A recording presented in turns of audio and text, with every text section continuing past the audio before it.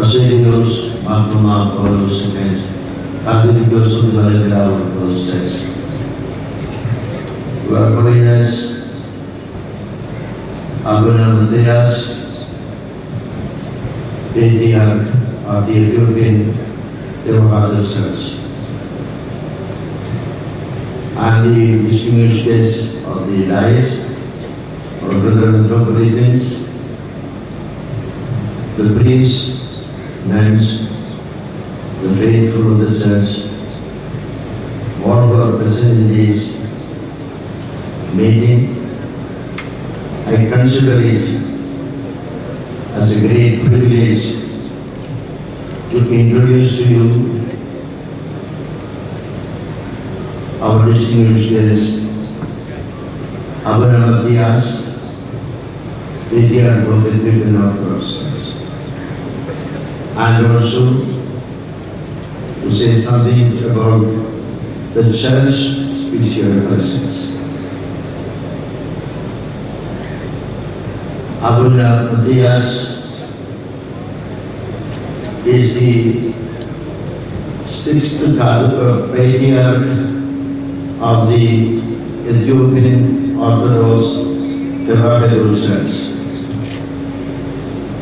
Ethiopian Church always uses the word Theravada in their language. It means united or one.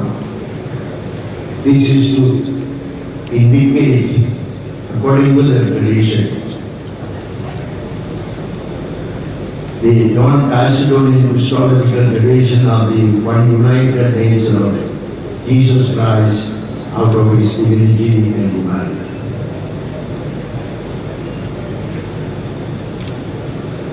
And they really proud of it, are proud of it, and also it is the one only church which uses the word of their conviction of faith and saying the name of the church. That is important as far as concerned with the existence of the church, and also considering the importance of the historical stand which they take. That means now switch on to Malayalam so that our people may understand about the Ethiopian church.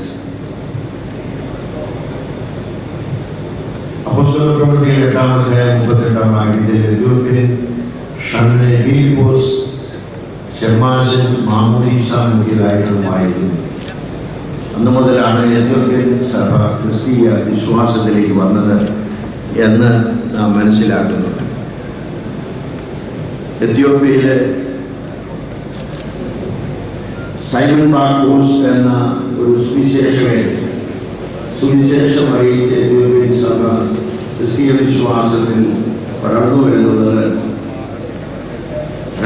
Randall San Livina Erenus Otherwise Orient Live Sancho. The Ethiopian Saba other Kremigurmai Parano and Alvarez. It is only with the ability. Coptic or Sabine, Coptic or by another Archbishop Ayana, Sedana Sos. And they come in the Slavic Frumentius of the Bishop and Apostle of Ethiopia and Parana. Today, I should tell you that Charitra Name particular. In Ethiopia, അദ്ദേഹം സമാധാനം കൊണ്ടുവന്നു എന്നുള്ള അർത്ഥത്തിൽ ആലൈഹിസ്സലാം എന്നാണ് വിളിക്കുന്നത്. ഈ സഭയ്ക്ക് അദ്ദേഹം യൂറോപ്യൻ സഭയിലെ ആരാധനാ ക്രമങ്ങളും വേദശാസ്ത്രമെല്ലാം കൊണ്ടുവന്ന പിതാവ് എന്നതാണ് അദ്ദേഹത്തെ കുറിച്ച് പറയുന്നത്. ഇന്ന് ഓർത്തഡോക്സ് സഭ അന്തരീക്ഷത്തിൽ രണ്ടാമത്തെ സഭയാണ് അംഗസംഖ്യയുള്ളത്. ഒന്നാമത്തെ ഓർത്തഡോക്സ് സഭ റഷ്യൻ ഓർത്തഡോക്സ് സഭയാണ്. രണ്ടാമത് ഓറിയന്റൽ ഓർത്തഡോക്സ് സഭയായിരിക്കുന്ന എത്യോപ്യൻ സഭയാണ്. 45 മുതൽ 50 മില്യൺ വിശ്വാസികളാണ് ഈ സഭയിലുള്ളത്. കലങ്കര സഭയേക്കാൾ 20 മടങ്ങ് വലിയ ഒരു സഭയാണ്. അതിൻ്റെ പാത്രീസാണ് നമ്മുടെ മുമ്പിൽ ഇരിക്കുന്നത് എന്നുള്ളതാണ് നമ്മുടെ ഏറ്റവും വലിയ സന്തോഷം.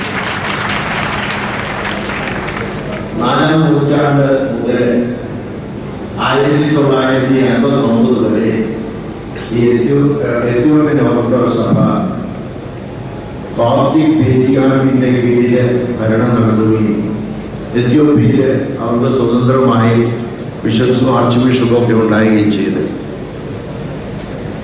1944 എത്യോപ്യൻ സഭയ്ക്ക് ഒരു തിയോളജിക്കൽ കോളേജ് ഉണ്ടായിരുന്നു. ഇതിനുശേഷം 1951 അബുന ബസേലിയോസ് എന്ന് പറയുന്ന ആളാണ് ആദ്യത്തെ പാത്രീസായിട്ട് വരുന്നത്. തുടർന്ന് അദ്ദേഹം 71 കാലം ചെയ്തു കഴിഞ്ഞ് 71 മുതൽ 79 വരെ അബുന തിയോഫിലോസ്, 79 മുതൽ 88 വരെ അബുന തെക്കലെ ഹൈമാനും, അതുപോലെ 91 മുതൽ 2012 വരെ അബുന പൗലോസ് ദൈവമാണ് ഏറ്റവും അവസാനമായി കാര്യം ചെയ്തത്. ഇപ്പോഴത്തെ പാത്രീസ് 6ാമത്തെ പാത്രീസാണ്. 2013 അദ്ദേഹം സ്ഥാനാരോഹണം ചെയ്യുന്നത്. അന്ന് അതിൽ നമ്മുടെ പരിശുദ്ധ ബാബാ തിരുമേനി സംഘവും പ്രതിനിധി സംഘവും അതിൽ പോയി സംബന്ധിച്ചിരുന്നു എന്നുള്ളത് സന്തോഷത്തോടെ അറിയിക്കുകയാണ്. ഈ സഭയ്ക്ക് സ്വതന്ത്രമായി വേദപുസ്തക പരിഭാഷയുണ്ട്. 19ാം നൂറ്റാണ്ടില് അംഹാരിക്കിലേക്ക് ട്രാൻസ്ലേഷൻ ചെയ്തത് എംബറസ് മേരി സെലാസിയാണ്. 1960 അത് പുതിയ ട്രാൻസ്ലേഷനിലേക്ക് കൊണ്ടുവന്നു. ഈ സഭയെ സംബന്ധിച്ചിടത്തോളം 12 കാര്യങ്ങളിലൂടെ ഓർമ്മിക്കുകയാണ്.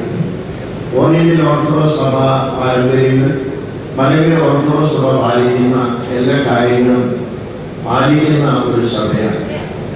ആരാധനയിലാണെങ്കിൽ പ്രത്യേകിച്ച് വിശുദ്ധ കുർബാനയിൽ വൈദികർക്ക് പ്രത്യേകമായിട്ടറിയാം. ആരാധന വിശുദ്ധ കുർബാനയുടെ അപവീനിയോ വയ്ക്കുന്നത് തബലീല, അതുപോലെ താബോത്ത് എന്ന് പറയുന്ന ഒരു പലക അത് കോൺസെൻട്രേറ്റ് ചെയ്ത് ബിഷപ്പ് പള്ളിക്ക് കൊടുക്കുന്നതോടുകൂടിയാണ് പള്ളി അത് കോൺസെൻട്രേറ്റഡ് ആകുന്നത്. മാത്രമല്ല അവരുടെ പ്രധാനപ്പെട്ട പെരുന്നാളുകളിലെ പ്രൊസഷൻ മുഴുവനും വൈദികർക്ക് മാത്രം തൊടാവുന്ന ആ താബോത്ത് വഹിച്ചുകൊണ്ടാണ് അവർ ആരാധനയിലെ പ്രദക്ഷിണങ്ങൾ നടത്തുന്നത് എന്നുള്ളതാണ് നമുക്ക് കിട്ടിയിരിക്കുന്ന പ്രത്യേക അറിവ്. അതുപോലെ തന്നെ ആരാധനയിലെ വിശുദ്ധ കുർബാന അനുഭവിക്കുന്നതിൽ വളരെയധികം നിഷ്കർഷയുണ്ട്. ദിവസങ്ങളോളം മാസങ്ങളോളം ഉപവാസമെടുത്ത് ശരിയായി കുമ്പസാരിച്ച് വൈദിക കുമ്പസാര പിതാവിന് തോന്നിയെങ്കിൽ മാത്രമേ ആളെ വിശുദ്ധ കുർബാന അനുഭവിക്കാനുള്ള അനുവാദം കൊടുക്കുള്ളൂ.